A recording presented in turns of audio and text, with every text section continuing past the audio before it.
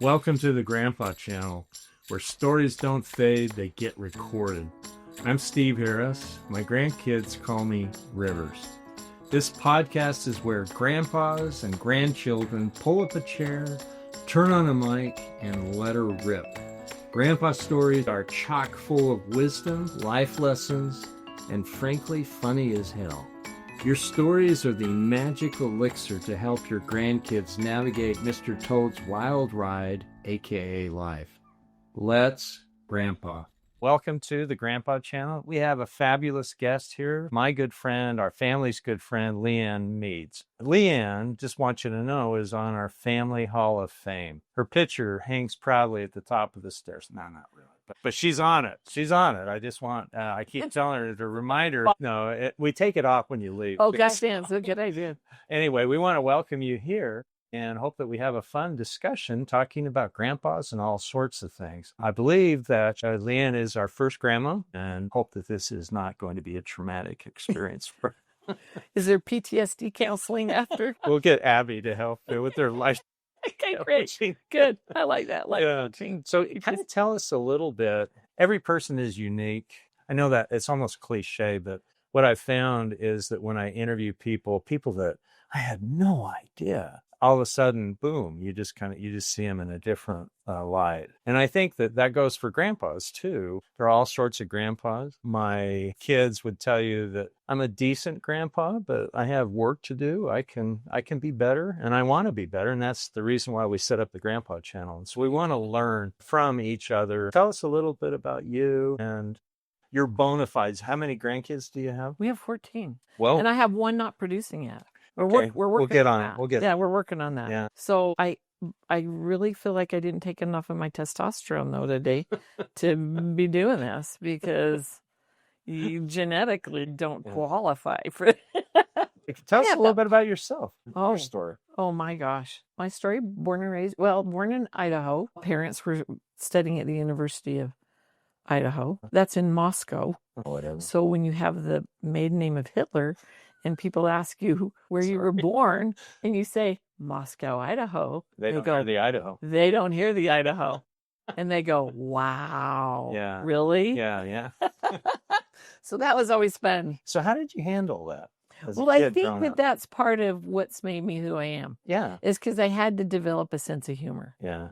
I had to, you had to find ways to diffuse it when people would make terrible comments, stupid jokes. Yeah. The first thing Garner said when he agreed to get lined up with me, and does she have a little black mustache? Like I hadn't heard that a bazillion times in my life. I would have been cowering, under the bush. He was talking to somebody else. He wasn't talking to me. But yeah, so as hard as that was at times growing up, junior high and high school being the worst, I think it really kind of helped develop who I am and sense of humor, and able to just, turn a bad situation into and laugh about it. Yeah. Because otherwise I'd be home crying all the time. Yeah. So I think that's one thing. And the other thing that was interesting, and this kind of relates to Grandpa, is my dad was really proud of the name Hitler. Really? Yeah, he was, because he knew where his family roots were.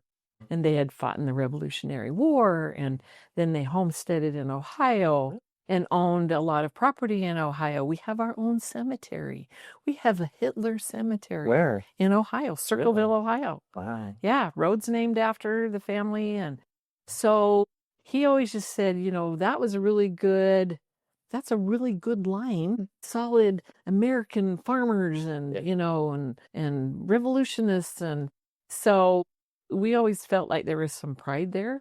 So we didn't have to cower so much behind Hitler. And then you just always say, and then some jerk came by and ruined it for us. Yeah. Well, you think about the possibility of somebody besmirching the name of Meads or Harris. Exactly. Yeah, you run into that. So there's one story where he was shopping at ZCMI, because that was my mother's very favorite store. And he was buying sheets, and it's a twofold little quip with him, but he was buying sheets, and this is after my mom passed. And so he was buying a flat sheet of one print and a fitted sheet of another print. And the gal goes, "Sir, do you realize that these don't match?" And he said, that's okay. I sleep with my eyes closed. I won't notice. So, and then she goes on when she looks at the card and says, your last name's Hitler? And she goes, well, how come you never changed your name? And he said, well, I don't know. What's yours? Maybe I'll change it to your name. What's your last name? Serious? Yeah. And then it just diffuses it and people go, oh yeah, that's kind of a stupid thing to ask. Yeah. So he was really good at that, taught us that.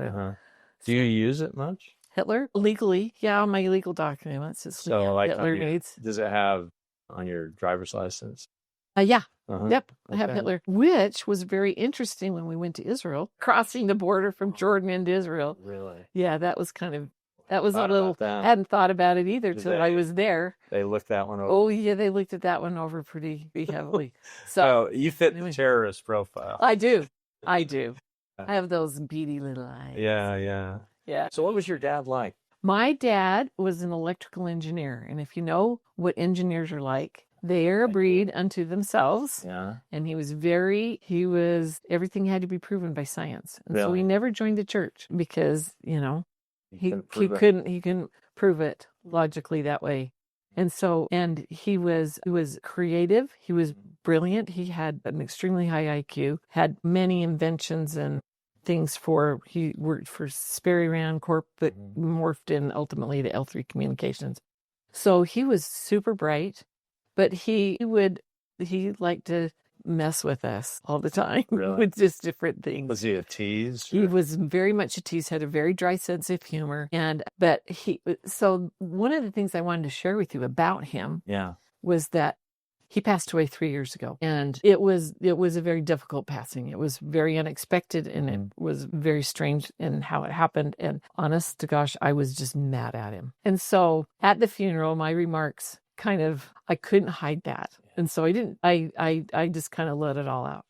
And so we did a graveside, and then afterwards we had a really nice gathering with all of the grandchildren and all the Marians and just everybody. It was lovely. But I happened to listen to the recording of that just about a week and a half ago. I didn't realize I had it. And I was going through a file on my phone and I found this folder and I sat and listened to the 2 hours of all of the grandchildren that stood up and talked about their grandfather.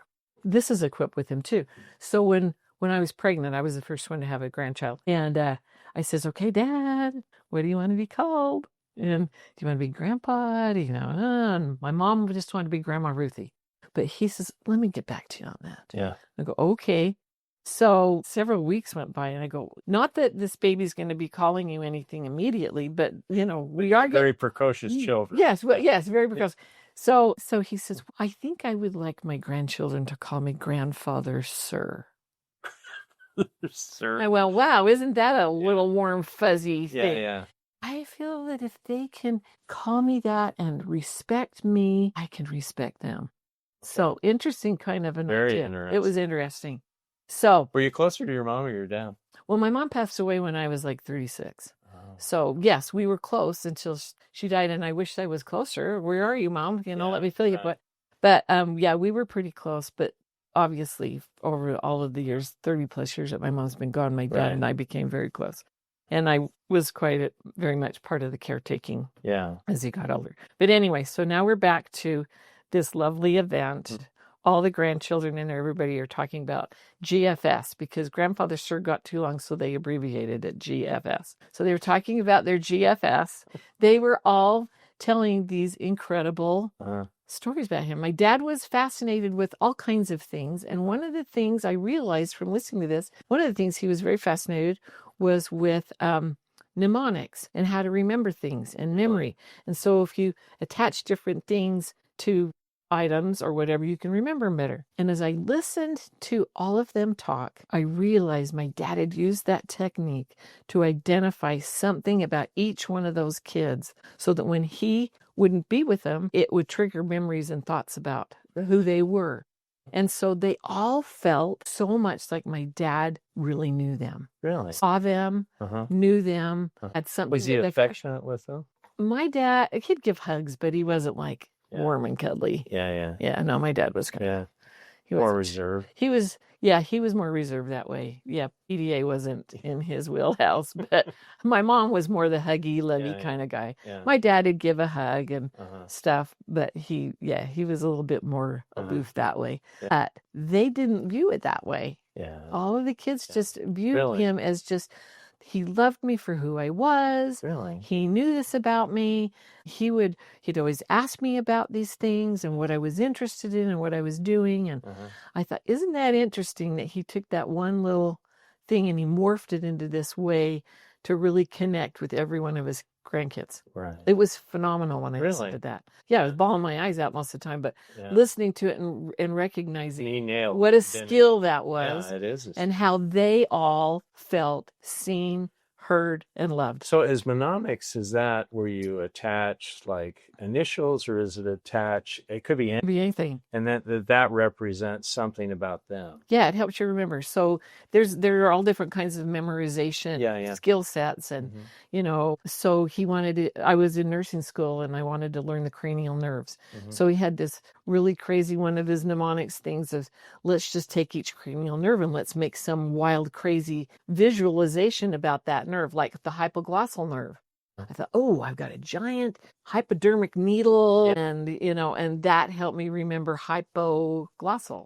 Yeah. And so he would do that with all kinds of stuff. So anyway, it was just a technique that I recognized that he had utilized to make every one of his grandchildren feel like they were amazing. Wow.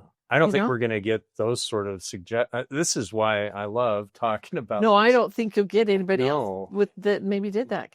But it was his thing. It was his thing. It was so cool. But apparently it was very successful with the grandkids. Yes, the grandkids were just, they loved it. It was amazing. Did they? So that's your dad. Did you know your grandfather? So his father, I did not know well. My grandfather was 60 plus when my dad was he 60 plus? I think he was, no, I take that back. He wasn't 60. He was like 55 when my dad was born. And so he died when I was 7, and he had a stroke and diabetes, and we didn't see him very often. Did he live back in Ohio? He lived in Pocatello. Oh, okay. He was a conductor on the railroad. And so he did, however, I remember sitting with he and my aunt and uncle, and they taught me how to play poker. Really? Yeah. So there's my connection with my grandfather. There you go. Taught me how to play poker when I was like 6. On your mom's side, did you know my grandfather and I were really close. So tell me about him. So in his later years, he had been in the trailer company, like utility trailers, and England trucking kind of. He did that.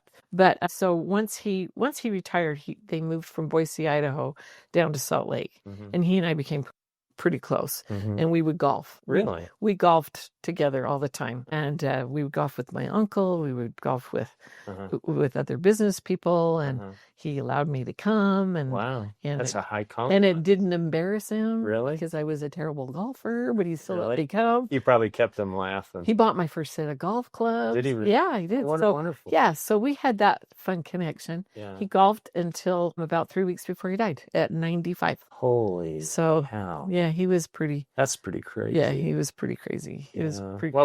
What was his personality like?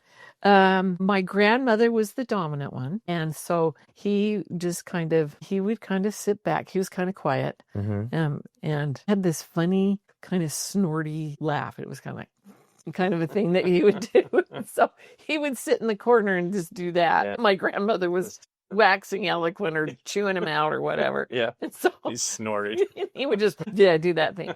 So he was pretty funny. But when one-on-one, he was great. He taught me how to drive a stick shift car. And so we had some... Without killing you? Without killing me. Or me killing him. Right. Yeah. So okay, so I'm going to have you put you on a perch overlooking this vast audience of over 100 people. We're moving forward. We want to have 1 million. But okay. This is your platform. What advice would you give as a grandma to other grandpas, and also to kids that are, have kids and they're getting older? And I don't know about you, but we've talked about this, that boom, time just goes by so fast. And all of a sudden you're grandparent. Oh my gosh. What kind of lessons did you learn from your dad your, your mom's father. Yeah. I mean, what kind of wax eloquent for us here? What do you think?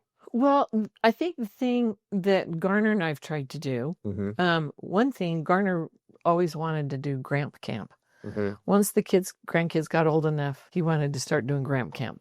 So we do Gramp Camp. So describe Gramp Camp. So we just steal the kids for a day or two, not with parents, and as old as we're getting, try to manage all of them, which is pretty interesting. Yeah, it's herding cats. So we'll have Gramp Camp, and we'll pick a theme, and we'll create activities and teaching moments. We've done it at our place. We've also done it up at a family cabin up in Mill Creek, where we'll go up there and just, no phones, so they can't get on their cell phones. And we'll hike, or we'll, do s'mores and roast hot dogs and just have fun, and then try to incorporate some gospel principles into it with activities, so that they can, again, kind of a mnemonics thing where we have an activity. So like a couple of years ago, we did HOGs. And everybody goes, HOGs. Okay. Hand of God, looking to see the hand of God in your life. Oh, I like that. Yeah. And I really like that. It was so cool. Especially think it's a great gift to develop as a person, especially a teenager. Yes. Just right. Looking to recognize the hand of God in your life, and how and we have some little grands, unfortunately, that aren't getting the gospel in their life. Yeah. And so we try to do what you can. We try to do it in a way that's not like shoving it down their throat. HOGs was a fun way to do it. Yeah. And how do you see the hand of God? And so it was. Did you guys share some stories about? We shared stories. Yeah. We shared stories. We had them share stories. Right. And now every once in a while, I'll get a text from one of the older ones going, "Grandma, do you want to hear about my hog today?" Oh. And it's yes. Yes, I want to hear about your hog today. Yeah. So then kind of. I love that. Yes, it was. Who came up with that idea? Will you give it your? Was it your idea or was it Garner's? Well, I would love to take credit for it, but I can't. No, Garner's mission president started it with his grandchildren. And Garner kept saying, as soon as the grandkids are old enough, because, we don't want to take them in diapers, and you got to have, so. Yeah. And so how many years have you done the camp? Well, about 3 or 4. Really? Yeah. That's a fantastic idea. Yeah, it was really, really a fun thing to do. And Garner was the spearhead. He was the spearhead on that, and he just really wanted to do it. And we talked together and kind of create what we want to do. And, I always come up with the weird things, and he comes up with the spiritual thing. You're a counterpoint, right? Yeah. Counterweight. So I found these really cute stuffed hogs and decorated them, put name tags on them all, and gave them to all the kids. Actually, that's a great thing. It was really fun. So, So we end up being a good balance. We might steal that idea. What? I just think that, the ability to see the hand of God in your life means that you're humble. I mean, you could say, well, I can explain that away. Right.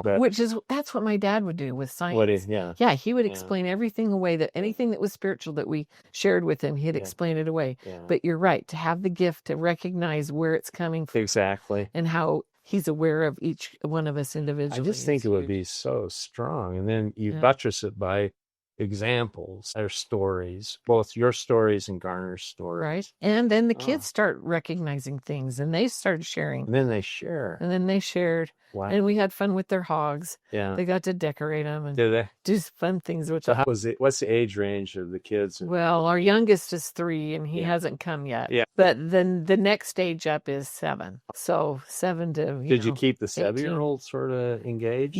It was so great because we incorporated the older kids helping and teaching with the younger kids. And so it's worked really good. Oh. It's been a really fun thing. That's a fantastic. Yeah, they've loved that. Okay, so again, as you look out over this vast audience here, what would you tell guys? And it sounds like, Garner's been great. But what would you tell us grandpas? See, I go by my name is Rivers. Rivers? Like Old Man Rivers. Oh. I had a son who would come up and sing to me the Broadway show tune, and he didn't have a great voice. He'd go, Old Man Rivers. They're really deep. Yeah. And so when we started having grandkids, one day he came up just definitively and he just said, you're not going to be going by Grandpa. I go, okay, so what am I going to be going? And he looks up and he goes, you're going to go by Rivers. And I thought, I like it. It's Steve. It's so boring.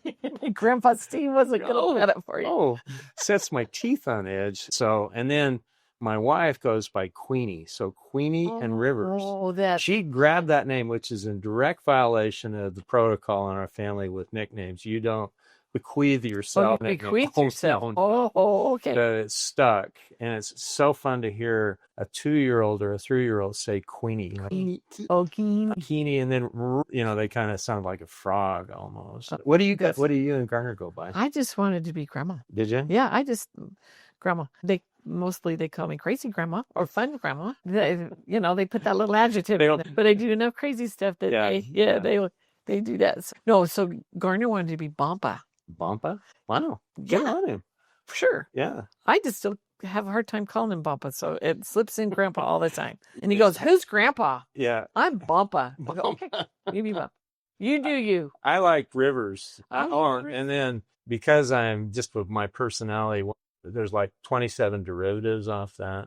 And one is the Riv-triever. Because I'm always, how am I doing so far? Do you like me so far? So I'm like a retriever, a Labrador retriever. Do you like me? And so anyway, I'm Rivies, Rivulets. Oh, wow. The Riv-triever.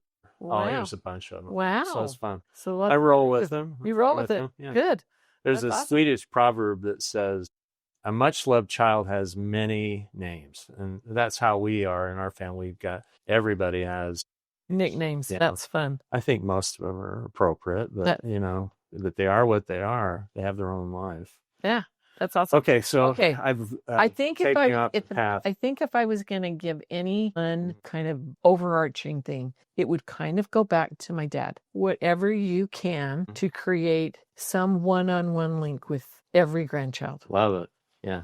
Just something. Yeah. A little connection, whether it's you like cars or you like this movie type or you were super fascinated that they are obsessed with Legos or perler beads. I'm just trying to think of all the things that the kids like.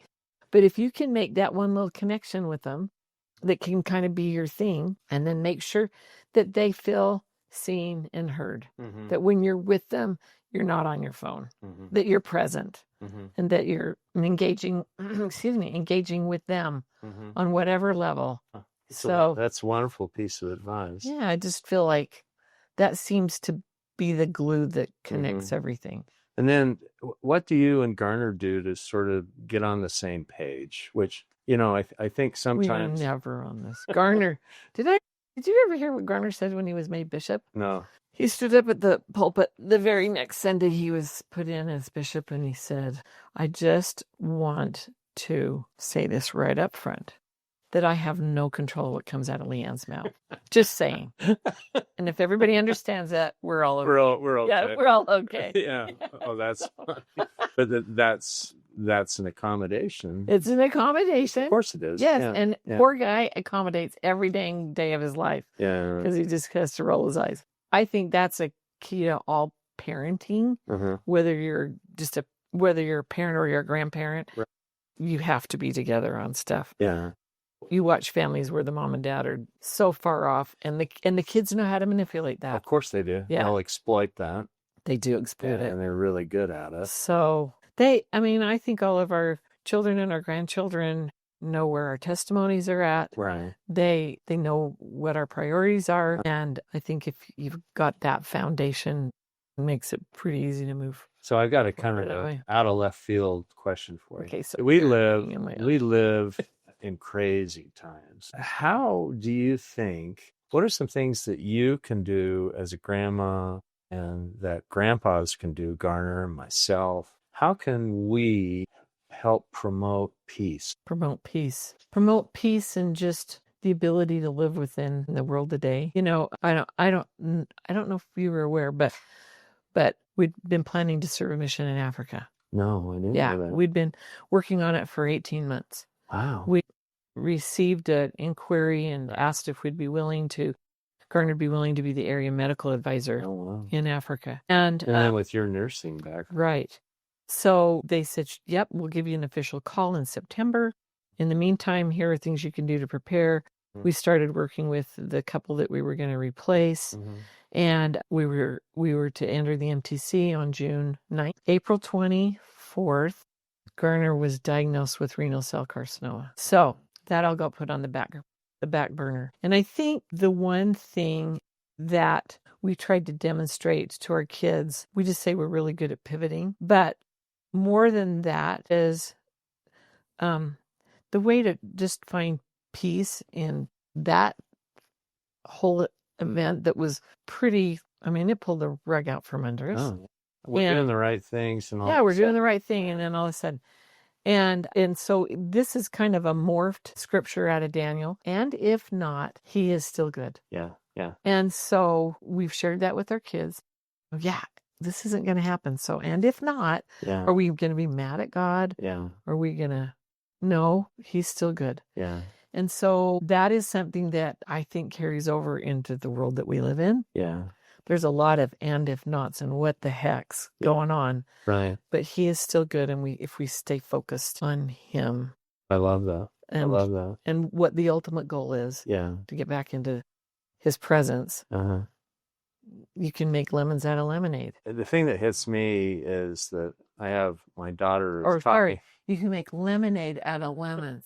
I like that. Let's keep that. I got that backwards. Okay, sorry. My daughter has got me, I have a bunch of 10 daily affirmations that I say out loud. They're I am, and one of them is that, that I am a disciple of Jesus Christ. And one of them involves that peace only comes through Christ. It's the only thing that I can figure out. How to keep us from just all being a nervous wreck the whole time. Yeah. I think that's one of the challenges for grandparents, and especially grandpas, is how a grandpa can be a fountain of peace, of tranquility in these crazy times. And I had one of my daughters came to me, this is back when there was the bombing of Iraq, and she just said, should I keep going forward with this project of mine? And so we had a really nice chat, and the answer is yes.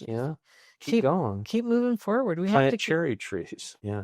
I don't want to overstate the power that grandparents have, but I don't want to understate it either. Exactly. And I would like to think that my grandkids could come to me and feel peace and feel like Grandpa's not freaking out. Yeah. That's kind of my goal. He's too. not building a bunker. I could tell you a story about that too. We'll talk about that later.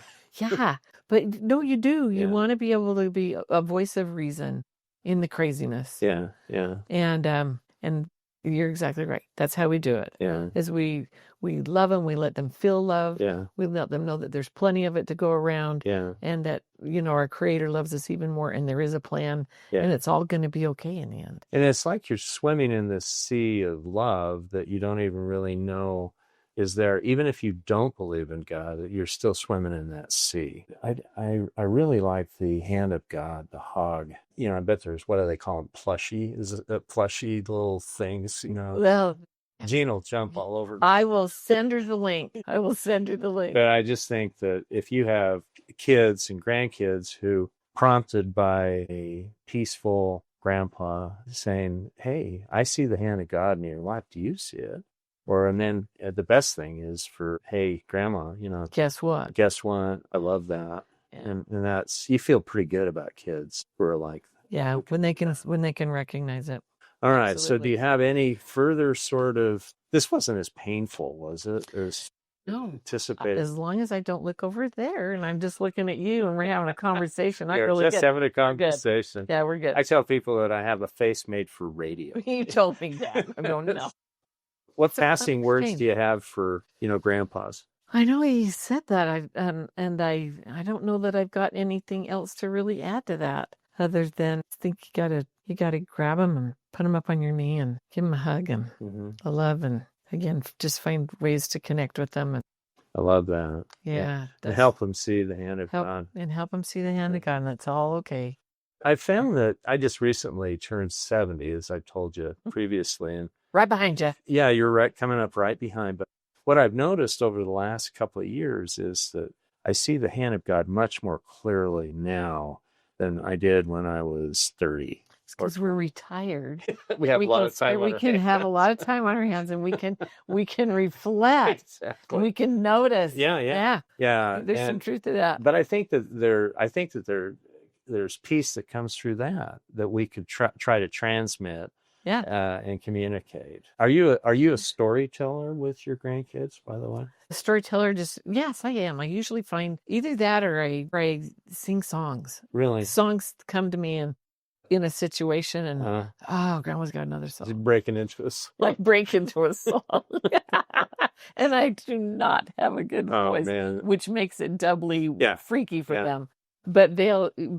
But again, we can turn a bad situation into some fun. Bad singing. Yes, bad singing can turn into something fun. And so I think, and I guess another thing is that we need to teach our kids and I have to remind my kids, not just grandkids, that we have to look for joy every day.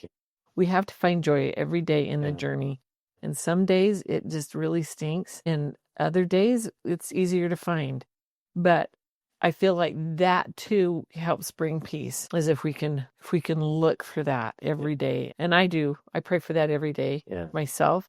Pray for ways to serve, because I feel like that helps too. Yeah. If we're get you out from yourself. And just that we're maybe making a difference in somebody's life, where we feel so much like we can't make a difference in the big overarching world issues, but we can make a difference in one person's life each day. So I think that's think of the potential access or the potential benefits that comes from our sitting down and chatting with this vast following that we have. There's a phrase that I've used before, and that is grandpa where you're planted. Sometimes your grandkids are somewhere else, and it's just, you sort of have to say, okay, if I can't be with them, who can I be with? So here's a little interesting thought. Yeah. When Melissa was our first one to move away from home, she went down to Texas. And of course, no grandparents, no family at all. And so I said to her, why don't you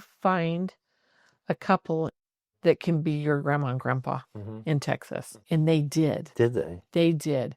And it made a huge difference. So grandpa and grandma, where you're planted, that little couple, Chuck and what was her name? Can't remember. I'll think of it. You're losing it. I'm losing it. Georgie and Chuck. Yeah. They became the grandparents to my grandchildren. Did you feel threatened by that? Absolutely not. Absolutely not. Yeah. They added just a whole different dimension to their little family unit that was so far away from all of the other family. So I agree. I think, yes, if we can grandma and grandpa to others, it was brilliant for her. It worked for her. That was a great idea. I think it was an inspired bit of counsel from you. It worked. Yeah. It worked and helped and created lasting relationships. I think that's also true with people in your neighborhood, just kind of getting out from underneath yourself and all your baggage and all that sort of stuff. It's hard to get out of your head. I don't have baggage. What are you talking about? But you're right. Yeah. Should have quit worrying about it. Well, I just think that there's tons of things that you and me and Garner and my wife, and we can bless people's lives. And I also think that if we're actively looking for stuff, that all of a sudden we get blessed with people coming into our life. We do. There's no other explanation of them. I'm supposed to help. I'm supposed to help them. Yeah. Yep. Pass across for a much holier and sacred purpose that's not a coincidence. Wow. I did not know about the Africa thing. And so is that totally off the table? We're still in the process of getting that all sorted out. Yeah. So I don't know how it's going to look. I don't know how it's going to end up.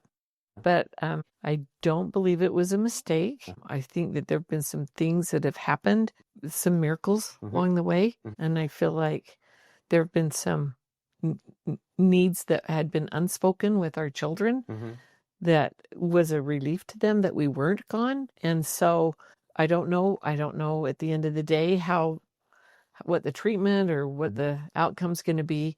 And if not, he is good and he'll show me some other way that I can serve And if it's not going someplace exotic, it doesn't matter. It doesn't matter. That's very cool. So we'll be okay either way. Well, I have been blessed by listening to Lee Ann.